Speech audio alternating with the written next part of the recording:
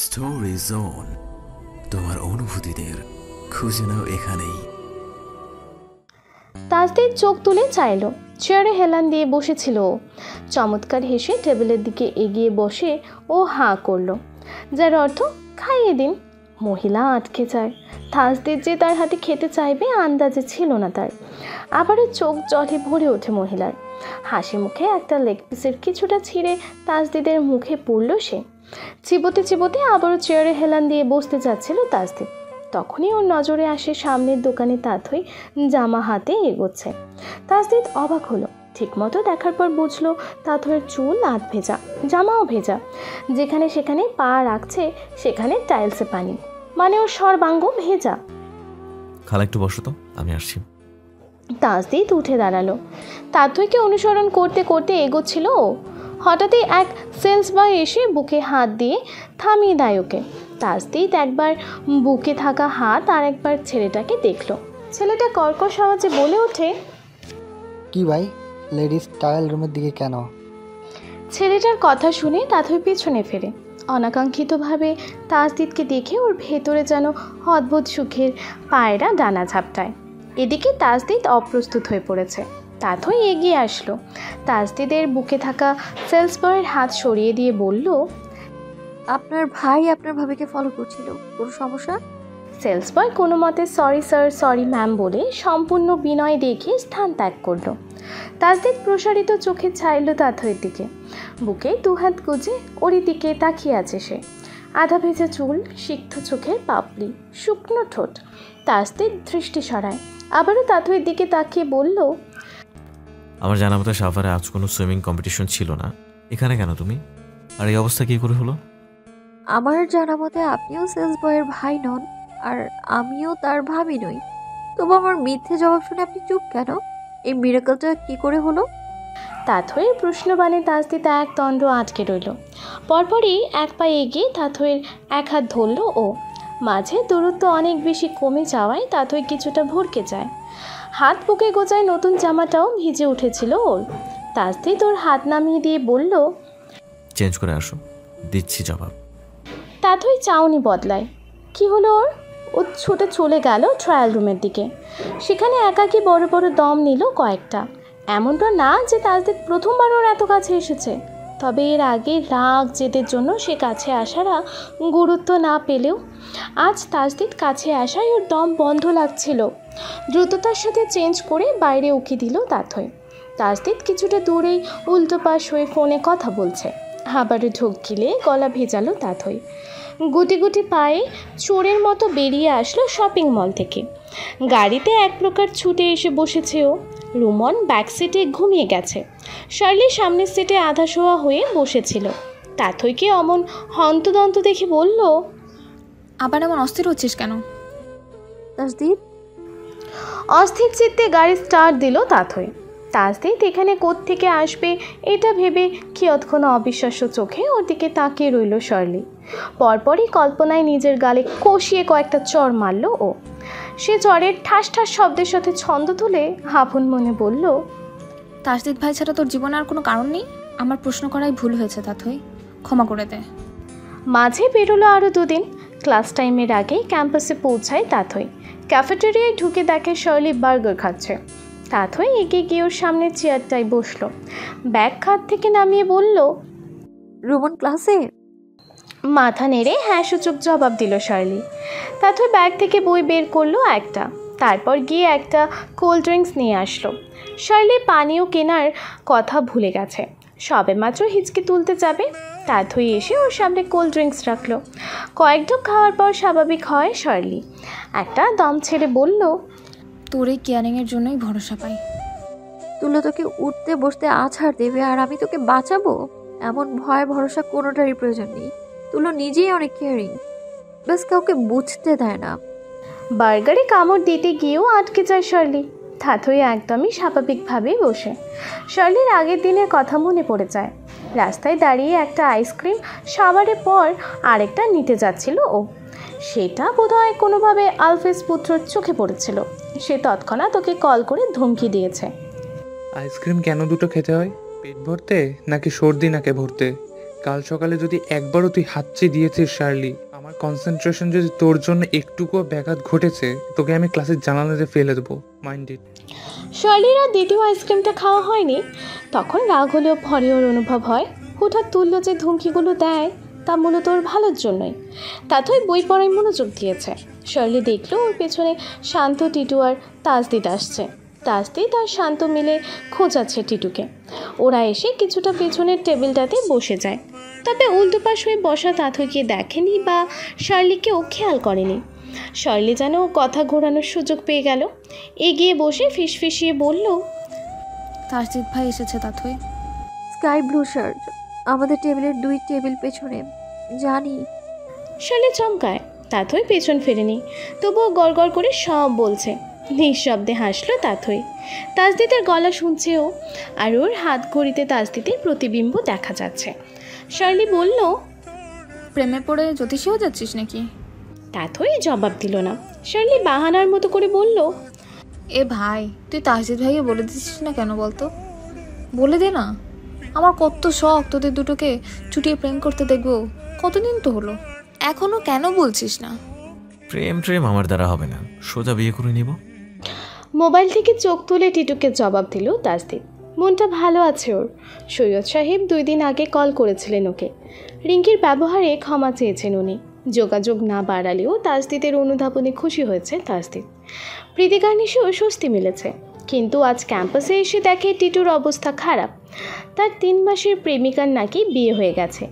ওর আর শান্ত যতই ওকে সান্ত্বনা দিতে যাচ্ছে ততই বেচারা হাও কাউ করে উঠছে। একসময় টিটু তাসদিদকে বলেই উঠেছে, আমি না হয় বিয়ে করেই প্রেম করব, ভালোবাসবো। তার জবাবটাই দিয়েছে তাসদিদ। তাথই শার্লির দিকে তাকিয়ে বিশ্বজয়ের হাসি দিল একটা। তারপর বুকে হাত গুজে চেয়ারে হেলান দিয়ে বসলো। মাথা নেড়ে মুচকি হাসলো শার্লি। আস্তে করে বলল, তুই যাই বলিস, তোর আর তাসজিদ ভাইয়ের কানেকশন তো আছে। প্রশ্ন করি তোকে, জবাব দে তাসজিদ ভাই। তাথই নিঃশব্দে হাসলো। শান্ত টেবিলে মাথা টেকে শুয়ে পড়েছে। টিটু তাসদিদকে জ্ঞান দেওয়ার মতো করে বলল, বিয়ের জন্যই প্রেম করতে হয়, ভালোবাসতে হয়। তাথইয়ের চেহারা মলিন হয়। নীরস দৃষ্টিতে শান্ত টিটু একজন আরেকজনের দিকে তাকালো। তাসদিদ টিটুর কাঁধে চড় মেরে বলল, এসব ছাড়, তোর শোক কিসে মিটবে টুটু? যা খাবি খা, আজকে আমি পে করব। আমার প্রেমিকার বিয়ে হয়েছে বেটা, পে করবি অন্য কোথাও পে কর, এখানে ধরে আনলি কেন? প্রেমিকার বিয়ের শোকে আমি এখন রুয়াবজা খাবো নাকি? শান্ত শব্দ করে হেসে দিল। তাসদিদও হেসে বলল, ভালো বলেছিস, তোর রুহের জন্য এখন রু আফজারাই বেস্ট। কিন্তু এখানে তো রু আফজা নাই, চল বাইরে যাই, যত বোতল চাস খাবি, চল। টিটু আহাম্মক হয়ে যায় ওর কথায়। শান্ত উচ্চস্বরে হেসে ওকে বগল দাবা করলো। তাসদিদও ওকে ধরে বাইরে বেরিয়ে গেল। ওরা বেরিয়ে যেতেই উঠে দাঁড়ায় তাথই। হনহনিয়ে চলে যায় তাসদিদরা যে টেবিলটাতে বসেছিল তার পরের টেবিলটাতে। টেবিলের কোনায় 1 পা তুলে বসলো ও। চেয়ারে বসা মেয়ে দুটো হক চকিয়ে যায়। ওরাও অন্য কেউ নয়, তাথই সেই পিকনিকের সিনিয়র রুমমেটরা। তাথই হাসি মুখে একজনকে বলল, কেমন আছেন আপু? তাসদিদ ওয়াসিরকে লুকিয়ে চুরিয়ে দেখার স্বভাব যায়নি আপনার এখনো? Mind your language Tathoi. অপ্রস্তুত জবাব দিল মেয়েটা। তাথই তীক্ষ্ণ দৃষ্টিতে চেয়ে রইল তার দিকে। ও খেয়াল করেছে পিকনিক থেকে আসার পরও এই মেয়ে তাসদিদকে দেখেই অদ্ভুতভাবে তাকিয়ে থাকে। ও বলার পর হয়তো তাসদিদের সামনে গিয়ে ওকে বিরক্ত করে না, তবে তাকিয়ে থাকে। তাথই তেমনি সুমিষ্ট গলায় বলল, তোতলাচ্ছেন কেন? আমি তো কিছু বলছি না আপনাকে। যত খুশি দেখুন না ওকে, হ্যান্ডসাম ছেলে, দেখতেই পারেন। এই জন্য তো আর আপনার চোখ তুলে নিতে পারি না, বলুন। ব্যাস এটুকু বলেই তাথই চলে আসলো। ব্যাগ নিয়ে দ্রুত পদে বেরিয়ে গেল ও। ও ভেবেছিল কেউ তাসদিদকে বিরক্ত করলে সেটা ওর সহ্য হবে না, কিন্তু সত্যি তো এটাই, কোনো মেয়ে তাসদিদকে দেখলে সেটাও ওর সহ্য হচ্ছে না। তাথই রাগ হচ্ছে। প্রথম ক্ষেত্রে নিজেকে সামাল দেওয়ার কথাও ভাবেনি, কিন্তু দ্বিতীয় ক্ষেত্রে ওর নিজেকে সামলানো প্রয়োজন, এমনটা ভেবে জোর করে নিজেকে স্থির রাখলো ও। আফিফ এসেছিল ক্যান কিনতে। কাউন্টারে হেলান দিয়ে দাঁড়িয়ে তাথইয়ের বলা কথা কিছুটা শুনেছ। বিষয়টা যে তাসদিদকে নিয়ে, এটাতে ওর কোনো সন্দেহ নেই। সন্দেহ দূর করতে আফিফ সিনিয়র মেটের দিকে আগালো। জিজ্ঞেস করলো তাসদিদকে নিয়ে তাথই কি বলে গেল। মেয়েটা তীব্র বিরক্তিতে ওকে জানিয়ে দেয় তাথই তাসদিদকে পছন্দ করে। জবাব শুনেই কুটিল হাসলো আফিফ। সে হাসির মানেটা হয়তো এমন, তাথই এ অবধি ওকে যতবার যতভাবে অপমান অপদস্থ করেছে সব কিছুর জবাব হিসেবে ওর একটা দুর্বলতা জানা প্রয়োজন ছিল, আর সেটাও পেয়ে গেছে। তাথই আলফেজের দুর্বলতার নাম তাসদিদ ওয়াশির। অডিটোরিয়ামে উপন্যাস মঞ্চায়নের প্রস্তুতি চলছে। ইংরেজি উপন্যাস প্রাইড অ্যান্ড প্রিজুডিস। রোমান অভিনয় করবে সেখানে। ওর ব্যস্ততা থাকায় তাথই আর শার্লি ক্লাস শেষে চলে এসেছে। একসাথে খেতে যাবে তিনজনে। ফাঁকা দর্শক সেটের প্রথম সারিতে বসে ওরা দুজনে স্টেজে অপেক্ষা করছে কখন রোমানের ব্যস্ততা শেষ হবে। অবশ্য অপেক্ষা করছে বললে ভুল হবে, শার্লি গা ছেড়ে দিয়ে সিটে আধা শোয়া হয়ে আছে। তাতেই সিটের ওপর পা তুলে বসে বই পড়ছে। তাসদিদ, টিটু আর শান্ত ওখান দিয়েই পাশ কাটাচ্ছিল। দরজা বরাবর যাওয়ার সময় সামনের সারিতে শার্লিকে চোখে পড়ে শান্তর। ও থেমে যায়। হাঁটতে হাঁটতে থামে তাসদিদ, টিটুও। তাসদিদ দরজা দিয়ে স্টেজের দিকে উঁকি দিল। সেখানে সবার রিহার্সেলের ব্যস্ততা। রুমনকে চোখে পড়ল তাসদিদের। ক্লাস না থাকায় শান্তকে বলল, নাট্যকলার রিহার্সেল দেখবি? পিছন থেকেই দেখি, সামনে যাব না। তাসদিদ দ্বিমত করল না। এক কোণেই দাঁড়িয়ে গেল তিনজনে। তাসদিদ, টিটু স্টেজে তাকিয়ে থাকলেও শান্ত পেছন থেকে শার্লিকে দেখছিল। কিছুটা সময় পর স্টেজে দুটো ছেলে মেয়ে হাত ধরাধরি করে বল ডান্স শুরু করে। তাসদিদ কিছুটা আফসোস বুঝিয়ে মাথা নেড়ে বলল, পশ্চিমা সংস্কৃতি, পড়াশোনার জন্যই এগুলো করতে হচ্ছে। উপন্যাসে বল ডান্স আছে বলেই বল ডান্স করতে হবে, স্কিপ করা যায় না? যদি টিচাররা স্কিপ করতে না দেয় তো ওরা আর কি করতে পারে? এমন মাত্রাতিরিক্ত হাত ধরাধরি না করে বল ডান্স করা যায়। তাসদিদের কথায় টিটু কপাল কুঁচকালো। তাসদিদ অশালীনতার সাপেক্ষ না সেটা ও আগে থেকে জানে, কিন্তু জুটি বেঁধে নাচা বল ডান্স কেউ না ছুঁয়ে কী করে করতে পারে? ওদের ঠিক পেছনের দরজা দিয়ে এক মেয়ে বেরিয়ে যাচ্ছিল। তাসদিদের কথা পুরোটা কানে যায় ওর। সংস্কৃত বনা মেয়ের মনে হয় তাসদিদ সাহিত্যকে অসম্মান করছে, ওদের মঞ্চায়নকে কটু দৃষ্টিতে দেখছে। এগিয়ে এসে বেশ নম্র আওয়াজে বলল, ভাইয়ারা কোন ডিপার্টমেন্ট? বায়োকেমিস্ট্রি। টিটু জবাব দিল। মেয়েটা তাসদিদকে উদ্দেশ্য করে জিজ্ঞেস করল, ও আচ্ছা, আপনি কত সেশনের ভাইয়া? তাসদিদ জবাব দেয়। তাসদিদ এক সেমিস্টারের জুনিয়র জানতেই মেয়েটার চোখ মুখ পুরো দমে পাল্টে যায়। সেখানে দাঁড়িয়ে এসে চেঁচিয়ে ডাক লাগালো, সোহান। নাচ রিহার্সাল থামিয়ে স্টেজের সবাই দর্শক সারির পেছনে তাকায়। সাথে সামনের সিটে বসা শার্লি তাথইও। পেস্ট রঙের শার্টে গোটানো হাতার তাসদিদকে দেখে কিঞ্চিত অবাক হয় তাথই, তবে কিছু বলল না। শান্ত টিটু বুঝে উঠতে পারে না কি ঘটতেছে। মেয়েটা আবারও চেঁচিয়ে বলল, এই জুনিয়র জ্ঞানী ভাইয়া বলেছে তোরা নাকি অশ্লীলভাবে নাচানাচি করছিস। বল ডান্স নাকি তোদের মতো ছুঁয়াছুঁয়ি না করেও করা যায়। পরিস্থিতি অহেতুক ঝামেলাপূর্ণ হচ্ছে বুঝে তাসদিদ কপাল চেপে ধরল। শান্ত প্রচণ্ড পরিমাণে বিরক্ত হলো মেয়েটার কথায়। ফোন বের করে নিজের দলের ছেলেপেলেদের ডাকতে চাচ্ছিল ও। তাসদিদ বাধা দেয়। এখানে ইতিমধ্যে ওর কথাকে বাড়িয়ে বলা হয়েছে। রাজনৈতিক ক্ষমতা দেখালে সেটা আরও বাজে হয়ে যাবে। তাথই শুধু আগ্রহ ভরে দেখছে। ও জানে তাসদিদ এমন কিছু বলেনি, বললেও সেভাবে বলেনি যেভাবে মেয়েটা বলছে। স্টেজ থেকে 2-3টা ছেলে এসে তাসদিদের সামনে দাঁড়ালো। বেশ কড়া কণ্ঠে বলল, খুব জাজমেন্টাল হতে এসেছিস। আমরা অশ্লীল না অশ্লীলভাবে নাচছি? চল সামনে চল, ওঠ। ওই শান্ত উঠে দাঁড়াচ্ছিল। তাসদিদ আবার ওকে থামিয়ে দিল। বিনয় বজায় রেখে বলল, আপনারা আপনাদের মতো চলবেন। আমি জাজমেন্টাল হলে তো আর আপনাদের প্ল্যানে চেঞ্জ আসবে না। যদিও আমি আপুর বলা অশ্লীল শব্দটা ব্যবহার করিনি, স্টিল আই এম সরি। তুই কি বলেছিস বলিসনি সেটা ম্যাটার করে না, আমরা কি বলছি সেটা ম্যাটার করে। চল সামনে চল স্টেজে। ছেলেরা ধমকাধমকি শুরু করেছে। তাসদিদ বাধ্য হলো এগোতে। রুমন অসহায়ভাবে তাকে ইশারায় ওকে সরি বলল। তাসদিদও ইশারায় বোঝালো ব্যাপার না। শান্ত শুধু হজমের চেষ্টা করছে। স্টেজে নিয়ে গিয়ে একটা ছেলে তাসদিদকে বলল, হ্যালো ডিয়ার লিসেনার্স, আপনারা শুনছেন স্টোরিজ অন প্রেজেন্স ধারাবাহিক পর্ব গল্প। আমাদের সামগ্রিক প্রচেষ্টাকে উৎসাহিত করতে লাইক এন্ড কমেন্ট করতে ভুলবেন না। Thank you. তুই এখন আমাদের ধরা ছোঁয়া ছাড়া বল ডান্স করে দেখাবি। নে চুজ কর কার সাথে ধরা ছোঁয়ার ছাড়া বল ড্যান্স শেখাবি, চুজ কর। তাসদিদের নিজের কপালও কুঁচকে আসে এবারে। ও ভেবেছিল হয়তো ওকে সামনে এনে কয়েকটা কটু কথা শুনিয়ে বিষয়টা মিটিয়ে নেবে, কিন্তু এ তো অন্য কিছুই বলছে। ছেলেটা স্টেজের একপাশে দাঁড়ানো 7-8টা মেয়েকে বলল, এই তোরা কেউ ওর সাথে আমাদের বল ড্যান্স শেখাতে পারবি? ধরা ছোঁয়া ছাড়া বল ড্যান্স। স্টেজে দাঁড়ানো সুঠামদেহী সুদর্শন যুবকের সাথে নাচার ইচ্ছে মনে মনে সবগুলো মেয়েরই ছিল, কিন্তু এখানে সম্মতি দিলে পরবর্তীতে বিভাগীয় ভাইয়ের অপমান সহ্য করতে হতে পারে, এজন্য কেউই মত দিল না। তাসদিদ কিছু বলতে যাবে, সামনের সারির সেট থেকে তাথই বলে দাঁড়িয়ে হাত উঁচু করে বলল। স্টেজে সবাই চকিত দৃষ্টিতে তাকায় ওর দিকে। খয়েরি শার্ট, সাদা খয়েরি মিশেল স্কার্ট পরিহিত তাথইকে দেখে তাসদিদও অবাক হলো। সেদিন শপিং মল থেকে রীতিমতো উবে গিয়েছিল মেয়েটা, তারপর আর দেখাও হয়নি ওর সাথে। এভাবে দেখা হবে সেটাও কল্পনাতীত।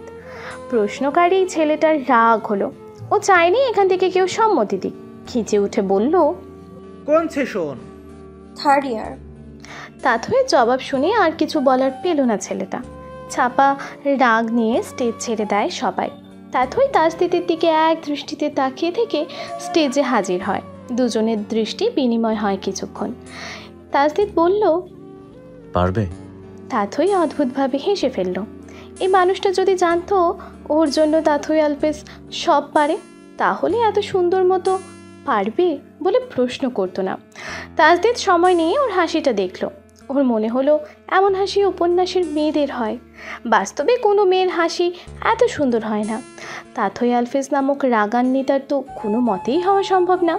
কিন্তু কক্সবাজার থেকে ফেরার পর হাজারও একবার ওর মনে হলো ওর মায়ের পর তাথইয়ের হাসি পৃথিবীর সব মেয়ের মাঝে সবচেয়ে সুন্দর হাসি। তাথই হাত উঁচিয়ে বলল, তাথই আলফেজ সব পারে। তাসদিদ দূরত্ব রেখে ওর হাত ছোঁয়ার ভঙ্গিমা করলো। কয়েক সেকেন্ড পর ব্যাকগ্রাউন্ডে টেইলর সুইফটের লাভার গান শুরু হয়। তাথই তাসদিদের স্পর্শবিহীন নাচ। তাথই যেন স্বপ্নের কোনো দুনিয়ায় হারিয়ে যায়। প্রতিটা শব্দ নিজেকে উৎসর্গ করতে থাকে ও। নাচতে নাচতে উচ্চস্বরে গেয়ে ওঠে, Ladies and gentlemen, will you please stand? With every guitar string scare on my hand, I take this magnetic force of a man to be mine. পুরোটা সময় মুগ্ধ চোখে চেয়ে নেচে শেষের লাভার উচ্চারণ করে তাসদিদের গালের দিকে হাত বাড়াতে উদ্যত হয় তাথই। তাসদিদ তৎক্ষণাৎ ওর হাত ধরে ফেলল। গান থেমে যায়। তাথই চমকে উঠে অনুধাবন করে আত্মনিয়ন্ত্রণ হারিয়ে ফেলেছে ও। তাসদিদ ওর হাত ধরে রেখে কিছুক্ষণ ওর চোখে চেয়ে রইল।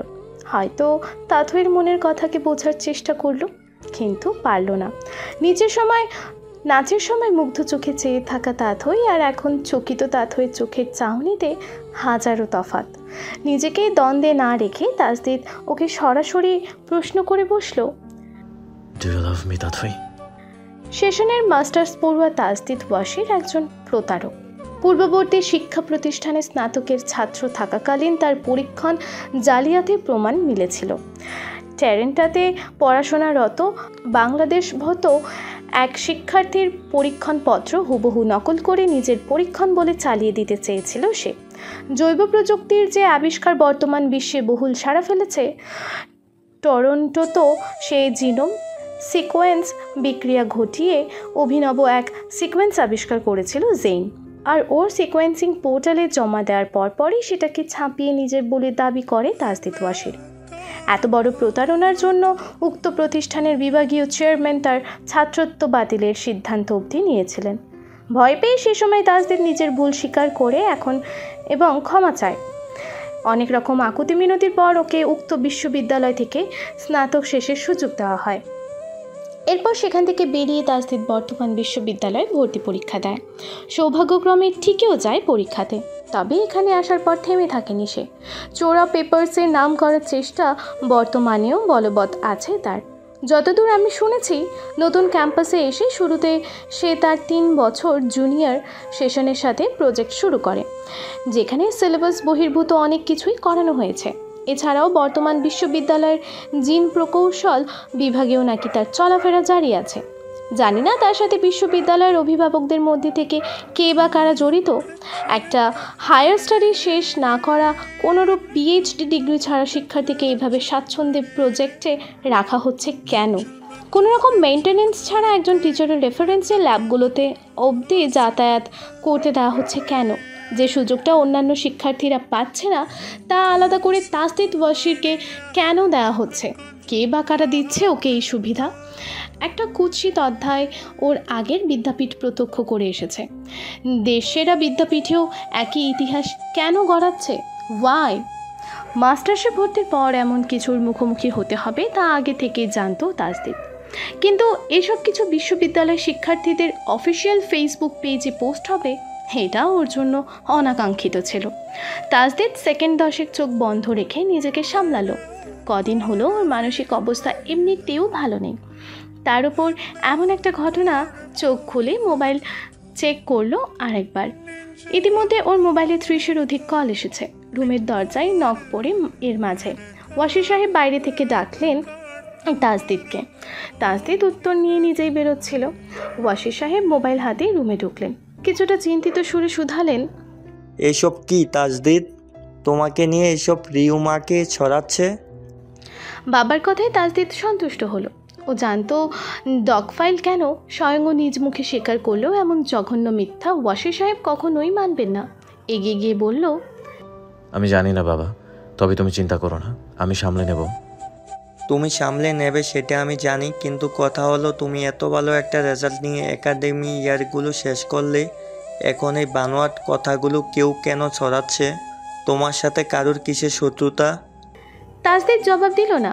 2-4টে কথা বলে বাবাকে আশ্বস্ত করলো ও। ওয়াসির সাহেব উত্তেজিত না হলেও চুপ রইলেন না। তাসদিদকে আইনি ব্যবস্থা নিতে বললেন তিনি।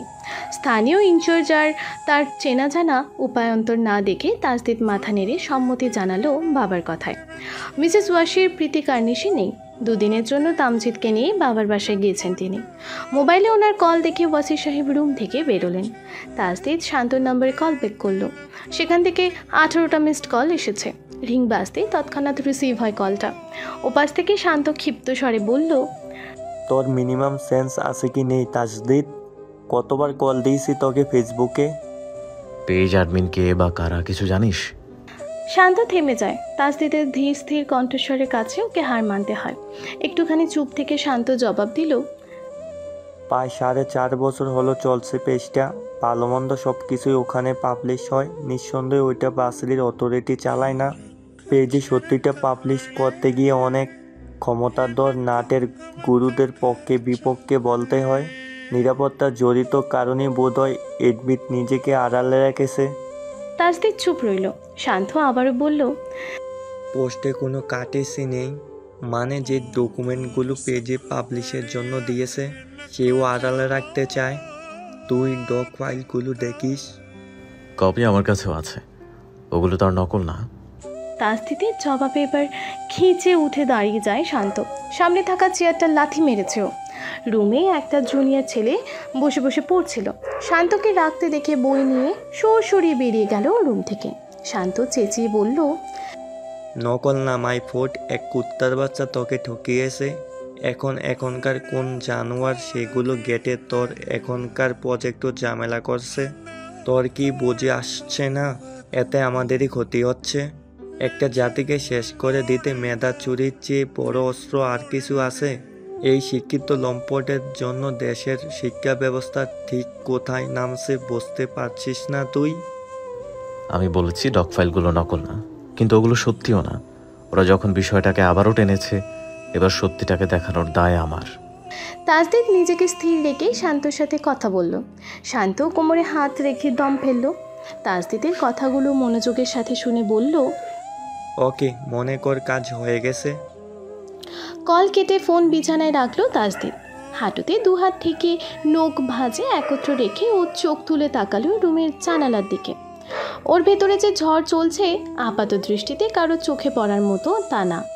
তাসদিদের চোখ ভরে ওঠে। অদ্ভুত শূন্যতায় বুক ভারী হয়। মনে হয় ওর দম বন্ধ লাগছে। ওর কাউকে কাছে দরকার, পাশে দরকার, যার কোলে মাথা রেখে সব ভুলে যাওয়া যাবে, যাকে জড়িয়ে ধরলে সব দুঃখ হার মানবে। নাম না জানা এক যন্ত্রণায় চোখ বন্ধ করে নেয় তাসদীপ। অদ্ভুতভাবে ওর বন্ধ চোখের দৃশ্যপটে ভেসে ওঠে সে অনাকাঙ্ক্ষিত রমণী তাথই আলফেজ, আর তার জবাব না। অনার্সে পরীক্ষণ চুরির দায়ে অভিযুক্ত ছিলেন তাসদীপ ওয়াসির। মাস্টার্সে ভর্তির পর পুনরায় একই অভিযোগ, বাদ যাননি অন্য বিভাগের সহযোগী অধ্যাপকও। ক্যাপশনটা দেখেই আপাতমস্তক শিরশিরিয়ে ওঠে তাথই। ফোন ছেড়ে বিছানা থেকে সোজা বারান্দায় চলে আসে ও। ব্যালকনির ডান দিকের পার্শ্ব দেয়ালে একটা গোলাকার কাঁচের শোপিস, নিচে বড় বড় 3টে পালক ঝোলানো। তাথই বাঁ হাতে রেলিং আঁকড়ে ধরে নিচ দিক তাকালো, তারপর ডান হাতে আঘাত করলো শোপিসটায়। আওয়াজ শুনে বুঝো ছুটে আসে বারান্দায়, এসে দেখে তাথই কাঁদছে আর অনবরত শোপিসটা হাত ছুটছে। কাঁচের হওয়ায় সেটি আওয়াজ করে টুকরো টুকরো হয়ে যেতে লাগলো। জিনিসটা সাদা ফ্রেমে রক্তের ছাপ বসে যাচ্ছে। ভাঙা কাঁচ তাথইয়ের হাতে ফুটছে, হাত রক্তাক্ত হয়ে যাচ্ছে, সেদিকে হুঁশ নেই ওর। বুঝো কয়েকবার জোরে জোরে আওয়াজ করলো। তাথইয়ের আশেপাশে ছোটাছুটি করে নিজের অস্থিরতা বুঝালো, কিন্তু তাথই বুঝলো না। ও সেইভাবেই দাঁড়ানো। ওর মস্তিষ্কে কেবল এটুকুই, এই পোস্ট দেখার পর তাসদীপ ভালো নেই, আর কোনো না কোনোভাবে এই পোস্ট হওয়ার জন্য দায়ী ও।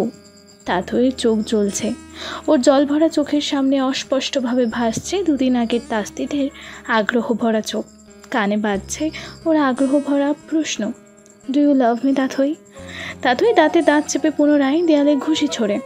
হাতে লেগে থাকা কাঁচের টুকরো বসে যায় গভীরে। তীব্র যন্ত্রণায় চোখ বন্ধ করে নিতেই ওর মনে পড়ে নিজের জবাব, না। আর কানে আসে, অন্তু তোকে ঠকিয়েছিল, এই তো অন্তুর চেয়েও এক লেভেল ওপরে। প্রজেক্ট ইনচার্জ সেজে আমাদের গোটা ব্যাচকে। তৎক্ষণাৎ চোখ মেলে পেছনে ফিরে তাথই। ওর রক্ত জমা চোখ, বিধ্বস্ত চেহারা আর ক্ষিপ্ত দৃষ্টি দেখে দমে যায় তুল্য। কথা শেষ করতে পারে না। বোনের রাগ ওর কাছে নতুন না, কিন্তু তাথইয়ের এমন ভয়ালো রূপ বোধহয় ওর কাছে নতুন ছিল। বুঝো তুল্যর পায়ের নিচে ঘুরছে আর কুঁই কুঁই আওয়াজ করছে। তুল্য একটা ঢোক গেলে বোনের দিকে এগোলো। ওর রক্তাক্ত হাত দেখে নিয়ে তাতে ব্যান্ডেজ জড়াতে জড়াতে বলল, লোকটাকে ভালো মনে হয়েছিল বলে আমি এতদিন তোকে কিচ্ছু বলিনি, কিন্তু আজ বলছি, এবারও ভুল মানুষের প্রেমে পড়েছিস তুই তাথই। অন্তুর মতো এই লোকটাও তোর যোগ্য না। তাসদীপ ওয়াসির একটা শেষ করার আগেই তুল্যর কলার চেপে ধরে তাথই। বিমূঢ় হয়ে কলার ধরে থাকা রক্তাক্ত হাত দেখে তুল্য। ও মানতে চায় না ওরই ছোট বোন তাথই ওর কলার ধরেছে। তাথইয়ের হাতের রক্ত তুল্যর শার্টে লেগে যায়। পাহাড় সম অবিশ্বাস নিয়ে তুল্য আবারও বোনের দিকে তাকায়। তাথইয়ের লাল হয়ে থাকা চোখ জোড়া বেয়ে টুপটাপ জল গড়াচ্ছে। ভাইয়ের বিস্মিত মুখপানে চেয়ে তাথই কটকট গলায় বলল, আমি জানি আমি পৃথিবীর সবচেয়ে খারাপ বোন, কিন্তু ওই নামে আর একটা নোংরা শব্দ চলে না, আমি পৃথিবীর সবচেয়ে খারাপ মানুষটা হয়ে যাবো তুল্য, বিশ্বাস কর। আরও 2 ফোঁটা চোখের জল ঝরিয়ে তুল্যকে ছেড়ে দেয় তাথই। বিছানায় পড়ে থাকা ফোন আর গাড়ির চাবি নিয়ে বেরিয়ে পড়ে। বুঝো ওর পেছু নিচ্ছিল। শব্দ করে রুমের দরজা লাগিয়ে চলে যায় তাথই। রুমে আটকা পড়ে আওয়াজ করতে থাকে বুঝো। তুল্য পাথরের মূর্তির মতো দাঁড়িয়ে রয়। তাসদীপের প্রতি তাথইয়ের ভালোবাসাকে শার্লির প্রতি নিজের অনুভূতির সাথে তুলনা করে খুল পায় না ও।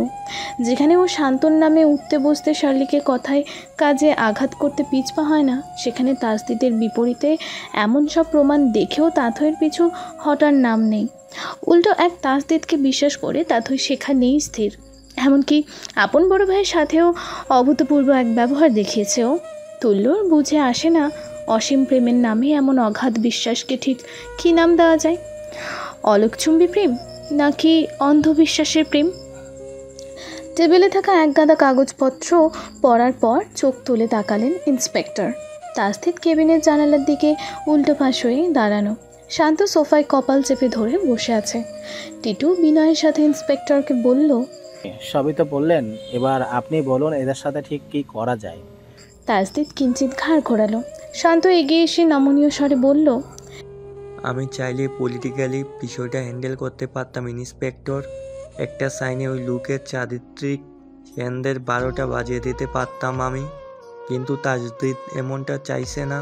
ও চাইছে এইসবের একটা আইনি তদন্ত হোক, সবটা আইনের হাতে সমাধান হোক। এই জন্যই আপনার কাছে আসা। আশা করি আপনি আমাদের নিরাশ করবেন না। ইন্সপেক্টর উঠে দাঁড়ালেন। এগিয়ে এসে তাসদীপের কাঁধে হাত রেখে বললেন,